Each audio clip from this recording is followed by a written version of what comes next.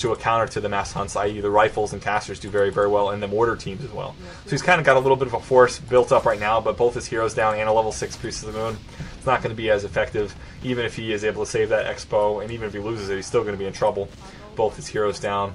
Taking a look at his resources right now, he doesn't have enough lumber and farms, and he's hurt, so he has to declare GG. So I hope you guys enjoyed watching this replay and enjoyed the commentary with the general questions there. I am going to rant on for another few minutes. If you guys want to load up the other games that are in the replay, you can watch them in order, game 1, 2, and 3, and just kind of skim through them to see how the other matches went, and that's fine. I asked him a few game-specific questions, so I kind of wanted to go over his responses to those, and they're a lot shorter than the questions are that I asked before for the general ones. So only 1 or 2 questions per game.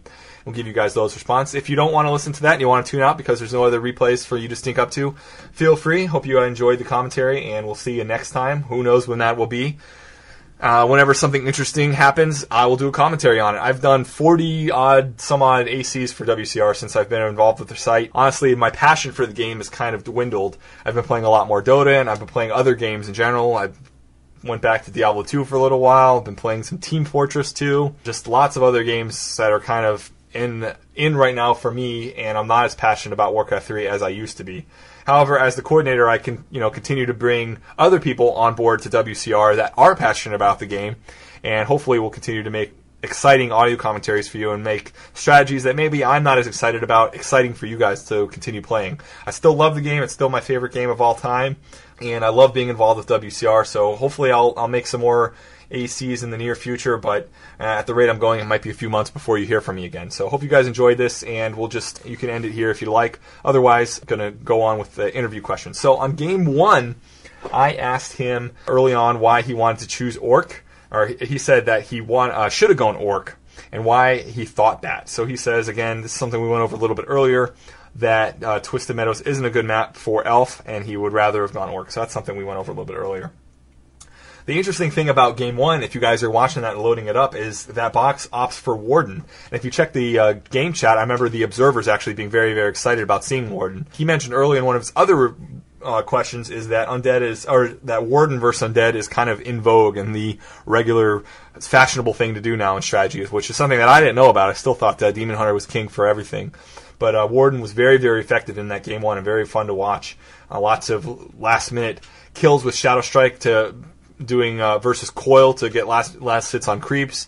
He was able to town portal off at the last second with a Coil in the air. Just really, really intense micro for that game. So that was pretty much it for the questions on Game 1. We went over why he decided to choose Warden. He says he normally chooses Beastmaster or Dark Ranger versus Undead, but he said he's bad at non-tavern, and they're not very good on Twisted Meadows, is what he said. So that's why he opted for Warden. For Game 2, I asked him why he wanted to switch to Orc, and maybe that's pretty obvious because in Game 1, he wished he was playing Orc versus Odd Undead.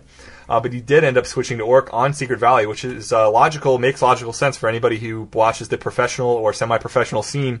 Orc is very, very strong on Sacred Valley, and if you watch this replay, you'll watch that Box dominates through 75% of this replay, maybe even 80%. The majority of the game is dominated by Box's Blademaster harassment, and he does very, very good job of keeping tabs on his opponent, getting a lot of those one-hit wonder creeps that he can solo with his Blademaster on one grunt at the fountains and get really, really good items. He does a very, very good job keeping the pressure on for 80% of the game, and had I not already known the results from watching the show Runner Button, I would have thought that he would have had it won. I asked him why he switched to that, and he said Orc is decent on Secret Valley, and he wanted to do it for some variation and fun.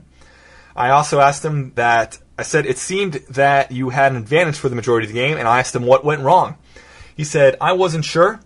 I'm not sure. Maybe the Orc players can tell me. Getting creepjacked was bad for sure. That's definitely something that I noticed, and I had mentioned actually in another comment that towards the end there, he really made some risky creeping decisions. As an Orc player, for the majority of my game, definitely not at his level. I would definitely have recommended getting some potions of invulnerability or potions of health on your Blademaster, and really not creeping at such risky times during the game. Or if you're going to creep, definitely know where your opponent's at. It wasn't worth the risk to creep those low level or those higher level camps. He was creeping an Ogre Lord camp at the end where he lost his Blademaster and had to declare GG in that one. I asked him if he could play that match again, would he still roll Orc? And he just said maybe. It's always nice to find out in hindsight if players would change their mind, especially players that change race, if they would choose a different race. Maybe he would have gone human or night elf on the match. Who knows? Versus an undead opponent on Secret Valley. Most players don't have a way out of that question. They'll just say maybe, give me a random response, which is fine. I don't expect a too serious response on that, but it's interesting to note if players would have done things differently if they could have. I asked him, I made note of the Creep Jacks and well-timed pushes that were very successful versus him in Game 2. I asked him what he would recommend to other Orc players on Secret Valley to counter that offensive Creep Jacks and help make the early game domination turn into a win. He said, watch Fly, Grubby, and Lin replays in that order. Definitely very good advice. If you want to get better at your game, it's definitely part of it is to watch pros and see what they do. And I think at the semi-pro and higher level average skills like Box is, watching the pro games gives you better insight into the timing and the micro decisions. You're not necessarily watching those replays for strategical and for unit selection and things like that. You're watching them for more insight into the actual control of the game, not necessarily unit selection and hero selection and things like that. It's definitely interesting to note that he wants other people to watch Fly, Grubby, and Lin replays. That makes sense. So hopefully, if you're having troubles getting creepjacked all the time, try watching the pros versus that race on that map and see what they're doing and maybe bring that element into your game. It'll work even at the below average or average level games. I say that all the time in my, I used to say it all the time when I did the Average Joe series a few months back. Watching the pro replays, not necessarily to be and imitate exactly what the pros are doing, but just to kind of see what works for them and what they're doing that's not what you're seeing in the, or not what you're doing in the average level play, and bring those elements to your game. In Game 3, this is the interesting match. Basically a wash because of Box dropping. I wanted to know what his opinion was, if he thought that EPHEX and Valley made good decisions and that it was a fair decision to allow a rematch in that. He said, if my opponent took a loss, I would not have minded because I did disconnect late in the game. He did mention that I already beat him 1-0 in the old bracket, which was the first set, which I had forgotten about. So he was very mannered to allow a regame. It's very mannered of Box to have mentioned how respectful his opponent was and how mature they handled that situation. If more players can handle things like that, I definitely think the pro scene and the semi-pro scene and any future King of the Hill tournaments or events that we run at WCR will be very, very successful. No one wants a final game to end because of a disconnect. I think because Box's net issues were kind of known in the past that maybe some rule could have been set up ahead of time to prepare for this event, but I think EPHEX and Valley did a good job handling it when it came up. I asked him before the disconnect, how well do you think you were doing? Do you think you would have won if the disconnect didn't occur? He says, I was whining about how much human sucks in my head all game. I think my chances were good because I was at tier 3 at that point with my buildings all up and resources saved. He had only one meat wagon, so I was not under a lot of pressure to do anything immediately. I didn't watch the replay, and just from my side in the game, I can't say I would have won. Interesting to say there. I tend to agree with him. They were right at the point when he was just getting his tier 3 buildings up, and the undead was just getting enough power to where he could have pushed that expo. So could have gone either way at that point, really up in the air. It was probably a really good decision. I agree it was a good decision to do the rematch, and it was fun that they made the decision to play it on a fun map like Plunder Isle, and that both players agreed to do random, which is a fun way to end a tournament, I think.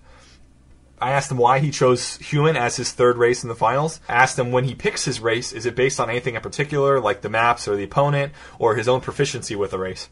He says that it was just his map choice, and he decided to pick human to win, which makes a lot of sense. That was supposed to be the final game. Human is his strongest race, so he decided to go all out and do his best race to try to win, and he got the best map selection as well. So that's about it for the questions I asked him. Hope you guys enjoyed all those, and maybe if I do future commentaries on any tournament games, I can try to get in with the players and we can get some more insight into their decision-making process. And I hope you guys enjoyed this style of commentating. Again, I like to bring new things in, elements that you don't typically see in commentaries to be entertaining and informative for you guys. Gave Box the open-ended questions at the end to see if there's anything he wanted to say. He wants to thank everybody for the support, all his fans at WCR, and he wanted to say good job to EPHEX, and he wants to wish the best luck and say the next King of the Hill, be better. Everyone wants that. It's a good thing. So thanks, and I'll thank EPHEX too. I think he did a really good job at the tournament, so thanks for the support on Boxes, thanking his fans for the support. I asked him if he wanted any shout-outs, so there are 4 of them. Box is giving a shout-out to 21, giving a shout-out to Yeggi, Y-E-G-G-I, I'm probably saying it wrong, And Baron fell in quotes. Quote, Baron fell, end quote. I wanted to make sure to emphasize